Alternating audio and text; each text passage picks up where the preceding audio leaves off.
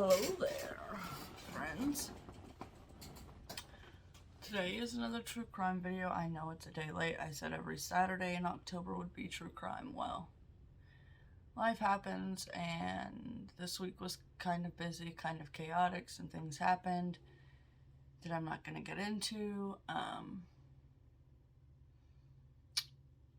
But yeah, if you've been following for a while, you know the last few months have been crazy and a little bit rough, to say the least. A few things, yes. I did chop off all my hair, and I did change the color, but it is what it is. I'm enjoying it. I'm loving waking up, and all I have to do is wake up and brush it. I don't have to put any work into making it look nice, and I don't have to worry about constantly having it up in a ponytail or a bun anymore. It's just there. Yeah, so anyways, we're gonna get back into the swing of things, and we're gonna do a true crime video today.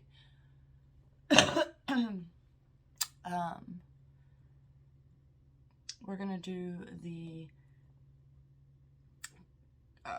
Kentucky Fried Chicken murders that occurred in Kilgore, Texas in 1983 on September 20. Why did I say it that way?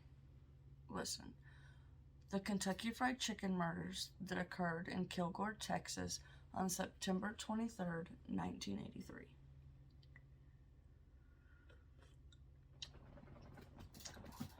So, it was fastly approaching closing time. The employees in the store were Mary Tyler, Opie Hughes, Joey Johnson, Monty Landers, and David Maxwell. Just before close, they were finishing up, counting down their cash registers.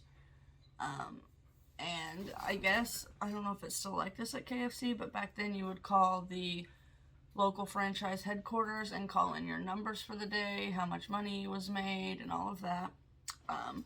And while they were doing this, some men had walked in, and we still don't know to this day if they heard the amount that was said on the phone and that's what spurred this, or if they were there with the intentions of already robbing the place. We don't know that. But they were robbed and kidnapped and taken to a county road 232, 15 miles away from the Kentucky Fried Chicken. Their bodies were not found until the morning hours of September 24th by an oil field worker. The employees were believed to have been abducted and shot execution style. One of the female victims had, in fact, been SA'd. You can't say the word on YouTube. And to be fair, I wouldn't want to say it. They did find at the scene a few different types of DNA evidence. They found the DNA on the SA'd victim. They found fingernail clippings on another victim. And they also found what I've found in articles described as spilled blood. But then they also say in these articles that it was found on a napkin and on the side of a box. Early on in the investigation, a man named James Oral Mankin Jr., who was the son of a state representative, who also had previous charges related to drugs, was arrested, but there was lack of evidence, so he was released and he was never charged in this case. The FBI got involved, despite that this case went unsolved for 22 years, and just a little bit of a spoiler alert, there is part of this case that is still unsolved to this day. But after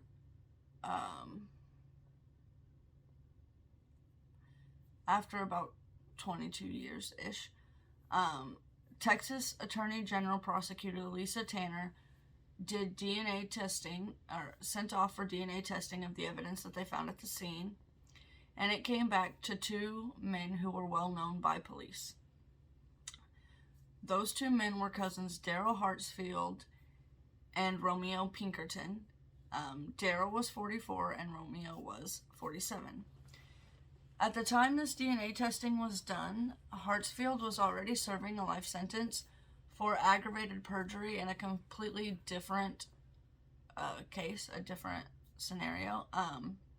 They were both charged with capital murder. I believe the spilled blood came back to be Hartsfield, and the fingernail clippings came back to be Pinkerton's. Pinkerton ended up taking a plea deal just like 14 days after his death penalty case was to go to trial. He decided to take a plea deal, and in that plea deal he pled guilty in exchange for 5 concurrent life sentences. Now, if I'm correct, concurrent means they all run simultaneously, so basically he only had 1 life sentence that he had to serve, but on his record there would be 5 life sentences. And consecutive means that they run one after the other. So if he would have had 5 consecutive life sentences, he would have had to have served 1, and then the other, and then the other, and so on and so forth. Hartsfield, though,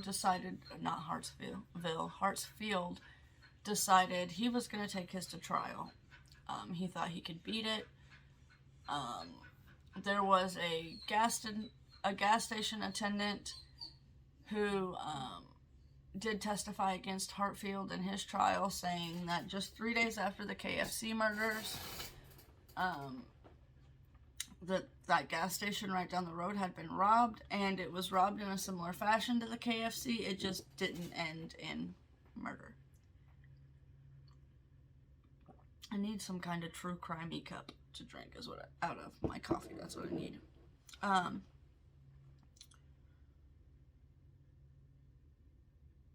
Per testimony of the 2, of Hartsfield and Pinkerton, also along with the testing of the DNA evidence, the DNA found on the essayed victim did not match either one of them.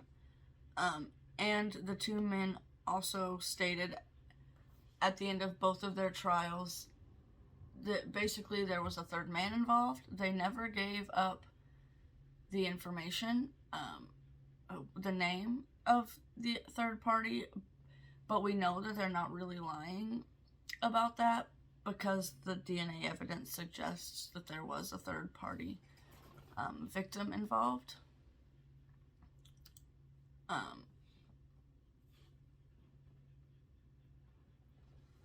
Yeah.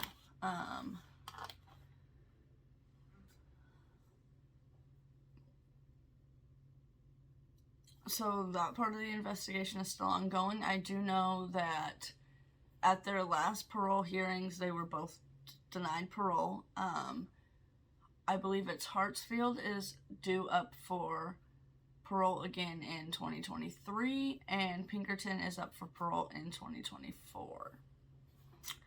Hopefully these people never get out. Now, I know this case wasn't a deep dive. I couldn't find, with it being such an old case, I really couldn't find too much on it. But this just goes to show that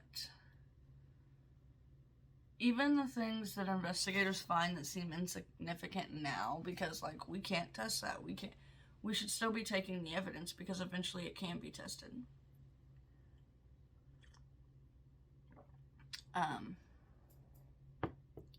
The families of the victims were on board with the plea deal that Pinkerton got. They said that, you know, serving the 5 life sentences concurrently would be, not concurrently, was it concurrent?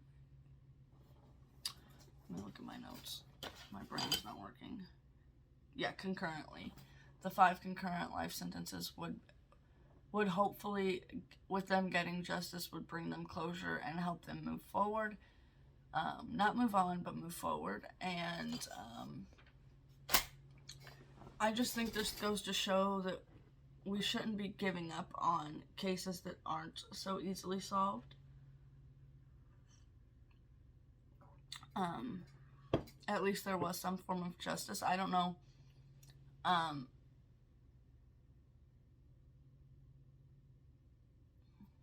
don't know what I was saying. I got distracted and my brain left.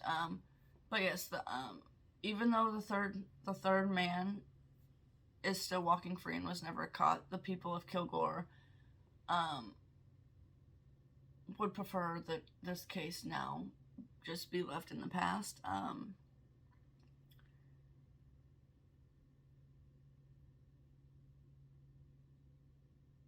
Yeah. I hope you guys enjoyed this. I know it was a short one. I didn't, like I said, I couldn't find a lot of information with it being so old. But I thought it was a important case to showcase that even 22 years later, a case can be solved.